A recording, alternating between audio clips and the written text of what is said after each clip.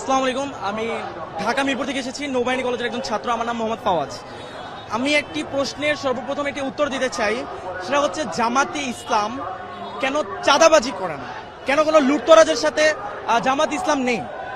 মূলত আমি প্রথমে একটি কথা বলে দিতে চাই, সেটা হচ্ছে আমাদের অন্যান্য দল যদি আমরা দেখে থাকি গত 53 বছরে আমাকে একটা দল আপনি আমাকে ইন্ডিভিজুয়াল দেখাবেন যে একটি সেবামূলক প্রতিষ্ঠান কিংবা কর্মসংস্থান তৈরি করেছে। কোনো দল পাবেন না। তাদের আইডিওলজি হচ্ছে নেতার পিছনে নেতা কর্মী ঘুরবে, জয় বাংলা নাইলে জয় বাংলাদেশ জিন্দাবাদ স্লোগান দিবে আর নেতার নাম নিবে। এটা হচ্ছে তাদের আইডিওলজি। জামাতের আইডিওলজি এটা নয়।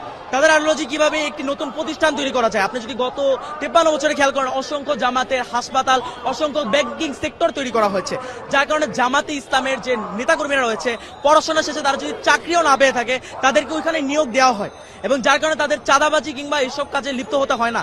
তারা একটি অর্থনৈতিক ভালো একটি কাজের মাধ্যমে তাদের জীবন বাহন করতে পারে।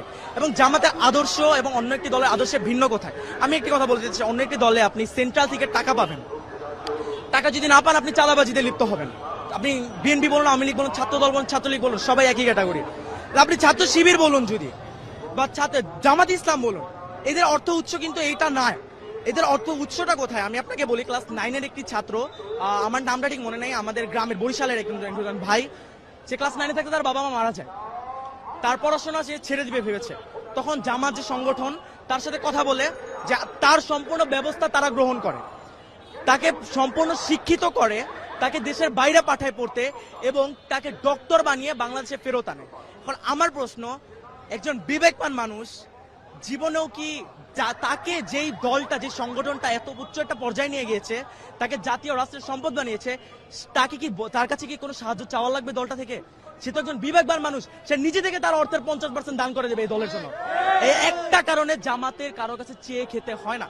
আর জামাতের প্রত্যেকটা নেতাকর্মী যারা রয়েছে তাদের মাস শেষে একটি অ্যামাউন্ট উল্টা দিতে হয়, জামাতে অনুদান দিতে হয়, এবং সেই টাকা দিয়ে এই যে আমি যে বললাম প্রথমে, এই ছেলেটাকে পড়িয়েছে, এরকম অসংখ্য অসহায় এবং দরিদ্র ছেলেকে পড়ানো হয়, ছেলে মেয়েকে, এবং এই টাকা দিয়ে, এই আমাদের অনুদানের টাকা দিয়ে। আর আমার প্রশ্ন, যেই ছেলে বা মেয়েটা এত কষ্ট করে দলে টিকে থাকার জন্য টাকা দিতেছে, নিজে থেকে নিজের পকেট থেকে টাকা খরচ করতেছে, তাছাড়া মাস শেষে 2টা করে বই পড়তে হয়, বই পড়ে ওইটার পরীক্ষা ভাইভা দিতে হয়, 5 ওয়াক্ত নামাজ পড়তে হয়, নামাজে সে জামাতে কয় রাকাত পড়তেছে, কয় রাকাত জামাতে পাচ্ছে না, সব রিপোর্ট প্রদান করতে হয়।